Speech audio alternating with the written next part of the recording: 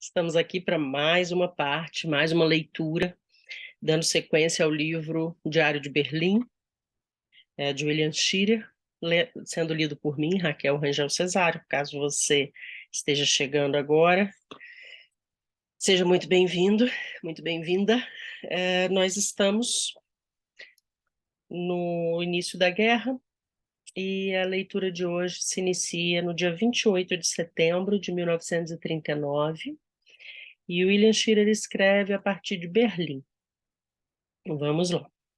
À meia-noite de hoje, fiz uma entrevista ao microfone com o conhecido comandante alemão de submarinos, capitão Herbert Schulze. A entrevista saiu muito melhor do que eu esperava. Durante toda a tarde e a noite, tive muitas dúvidas e dores de cabeça sobre o seu sucesso. Com o auxílio de alguns oficiais da Marinha, meus amigos, consegui encontrar-me com o capitão Schulze no edifício do Almirantado, hoje à tarde. Ele acabava justamente de regressar de sua primeira, entre aspas, caçada. É um rapaz de 30 anos, rijo e tenso, cheio dessa autoconfiança que se adquire insensivelmente quando se joga diariamente com a própria vida e a dos outros.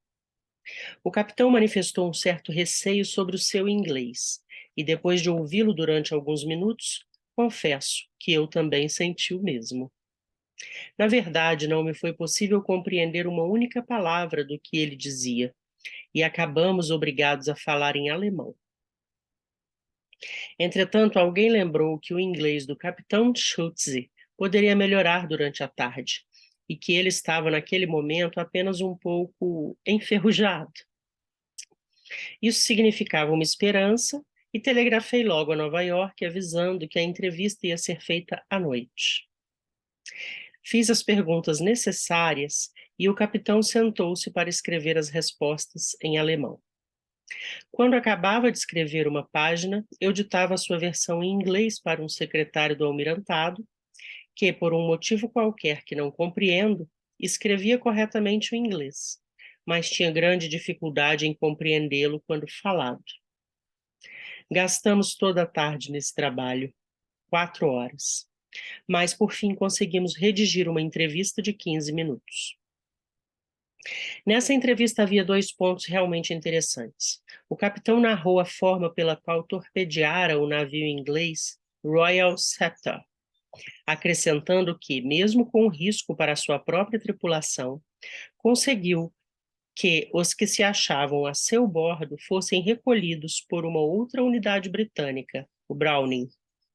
Lembrei-me de que alguns dias antes, Londres anunciara que o Royal Scepter fora torpedeado sem nenhum aviso prévio, e que tripulantes e passageiros, cerca de 60, tinham provavelmente perecido. Como saber, portanto, onde estava a verdade? O capitão Schulze, enquanto eu redigia as suas declarações, afirmou também que fora ele, o comandante do submarino alemão, que enviou uma mensagem brincalhona a Churchill, comunicando-lhe a localização exata de um navio inglês que acabara de torpedear e afundar, para que ele, Churchill, então primeiro Lorde do Almirantado, pudesse providenciar sobre o salvamento da respectiva tripulação. Mas, apenas 1 ou 2 dias antes, Churchill anunciou à Câmara dos Comuns que o capitão do submarino alemão que lhe enviara aquela mensagem tinha sido capturado e era agora um dos prisioneiros do governo de Sua Majestade Britânica. Lembrei esse detalhe ao capitão, perguntando-lhe se me podia fornecer o texto de sua mensagem. Seu livro de bordo estava em Kiel, mas telefonamos para lá, de onde nos ditaram esse texto pelo telefone. Isso me fez sentir um pouco melhor.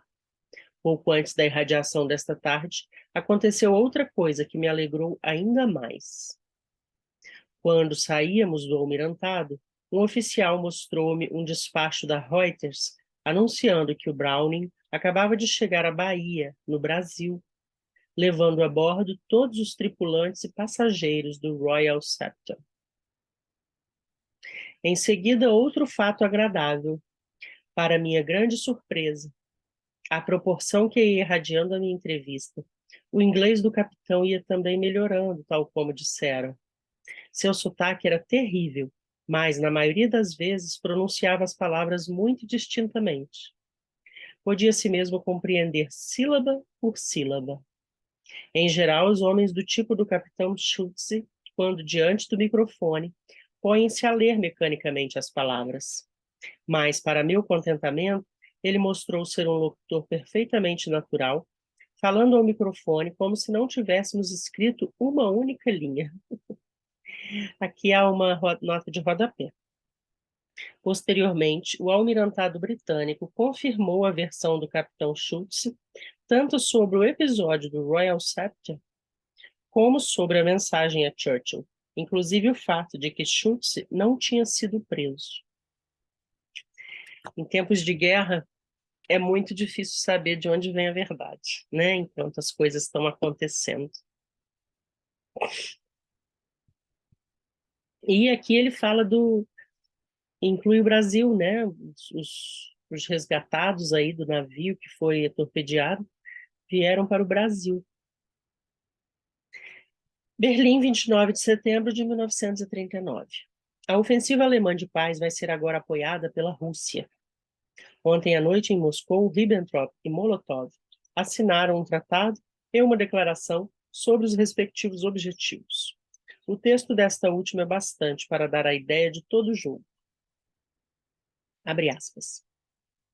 Depois que os governos da Alemanha e da União Soviética, por intermédio do tratado hoje assinado, resolveram definitivamente as questões oriundas da desintegração do Estado polonês, estabelecendo por esse meio uma fundação segura para a paz permanente na Europa Oriental, ambos exprimem a sua opinião de que seria de interesse de todas as nações pôr um fim no estado de guerra existente atualmente entre a Alemanha, de um lado, e a Grã-Bretanha e a França, de outro. Assim, ambos os governos concentrarão os seus esforços, se necessário, numa cooperação com as outras potências amigas para alcançar esse objetivo. Se, entretanto, os esforços dos dois governos vierem a fracassar, ficará, assim, estabelecido o fato de que a Grã-Bretanha e França são as responsáveis pelo prosseguimento da guerra, em cujo caso os governos da Alemanha e Rússia se consultarão mutuamente no tocante à adoção das medidas necessárias. Fecha aspas. Isso é sórdido e pode significar a entrada da Rússia na guerra ao lado da Alemanha. Os mesmos círculos nazistas que, em agosto último, afirmaram que a Grã-Bretanha e a França não entrariam na luta após a assinatura do primeiro pacto teuto-russo, mostravam-se esta noite certos de que agora as duas democracias concordariam em acabar com a guerra. Talvez se enganem mais uma vez, embora eu não tenha muita certeza. Berlim, 30 de setembro de 1939. Hoje, em Berlim, o assunto da paz domina todos os outros. Os alemães têm a certeza da paz. E um dos secretários da Embaixada Soviética declarou-me hoje que em Moscou a opinião é a mesma. Afirmou que Paris e Londres pulariam de contentes ante esta perspectiva de paz imediata. Na sua edição de hoje, o Volksche Beobachter observa o seguinte, abre aspas, toda a Europa espera a palavra de paz que deve vir de Londres. Desgraçados daqueles que se recusarem a pronunciá-la, um dia serão apedrejados pelo seu próprio povo. Fecha aspas. Esta noite fiz uma transmissão quádrupla, juntamente com Paris, Londres e Nova York. Mas, verificando que o programa estava muito longo, fiz tantos cortes na parte que me tocava que provavelmente acabou sem pé nem cabeça. Tiano deve chegar amanhã a Berlim a fim de conferenciar com Hitler. Fala-se que os alemães vão lançar mão dos seus bons ofícios, visando a fazer pressão sobre Londres e Paris para conseguir a paz. Berlim, 2 de outubro de 39. Acabo de ouvir a BBC irradiar que os aviões ingleses sobrevoaram Berlim durante a noite passada. Isto constituiu uma surpresa para todos nós que aqui nos achamos. Não houve nenhum alarme antiaéreo. Não se ouviu o roncar de qualquer avião. Mas hoje todos mentem. Os alemães, por exemplo, dizem que afundaram o Ark Royal. Pessoas da família de Eleanor K., uma moça que se naturalizou americana, mas que é filha de pais alemães, e que muitos serviços me têm prestado nestes últimos anos, andam atrás de mim desde ontem para que descubra o seu paradeiro.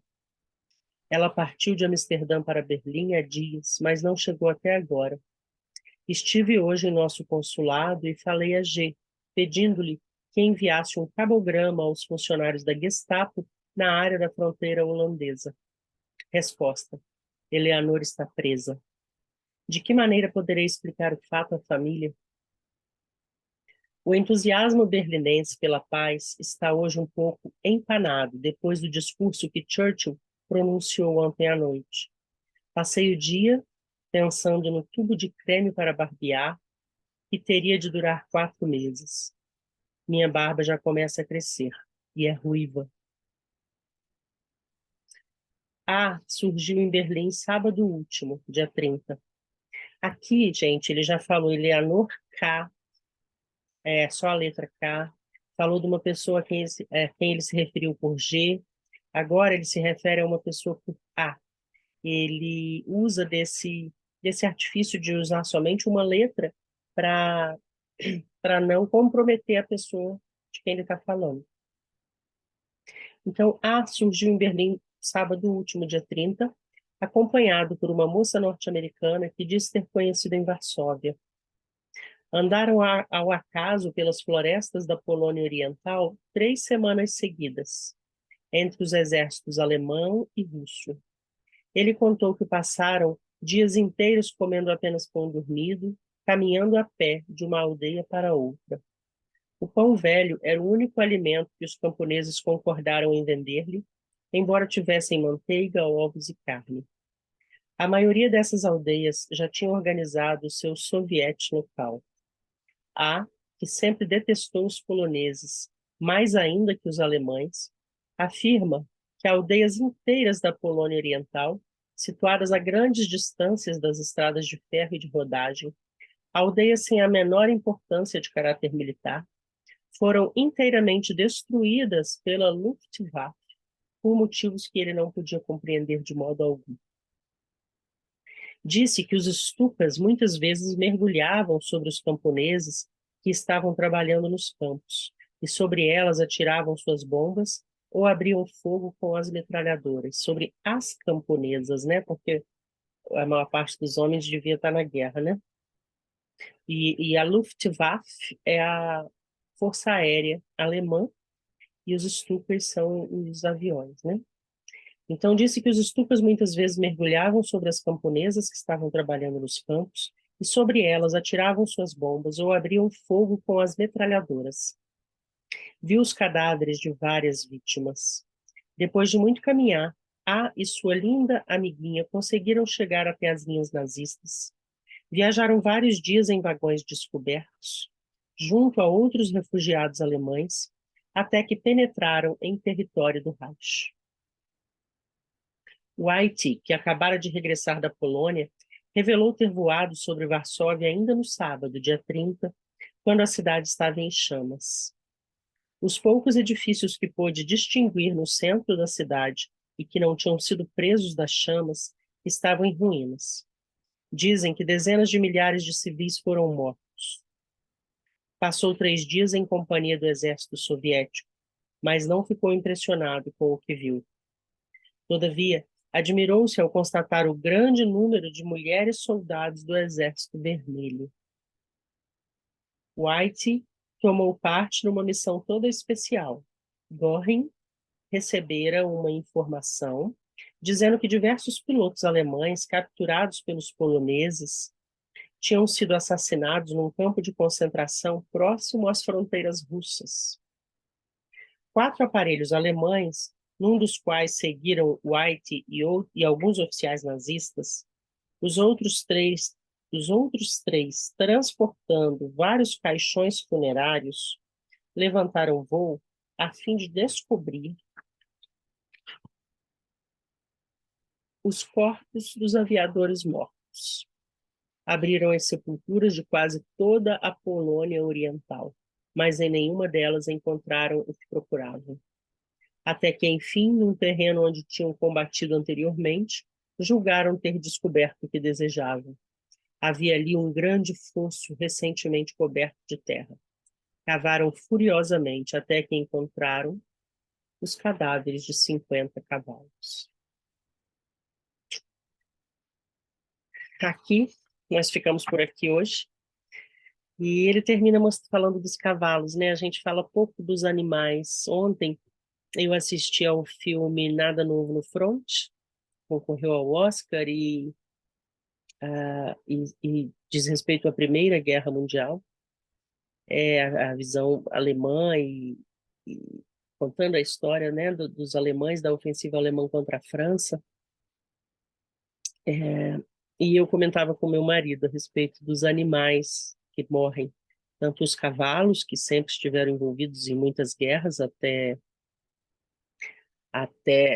na era pré-mecanizada, especialmente, né? Mas também animais silvestres, né? Que as batalhas se dão nos campos e uma destruição muito grande, muitos animais sofrem. E a gente continua vendo muito claramente a outra guerra de desinformação, né? De mentiras que vêm para lá e para cá para despistar e atrapalhar o inimigo. Ficamos por aqui no vídeo de hoje. Se você gostou, lembre-se de curtir, aperte o sininho aqui embaixo, se inscreva no canal, faça comentários, me conta o que está achando. Até a próxima.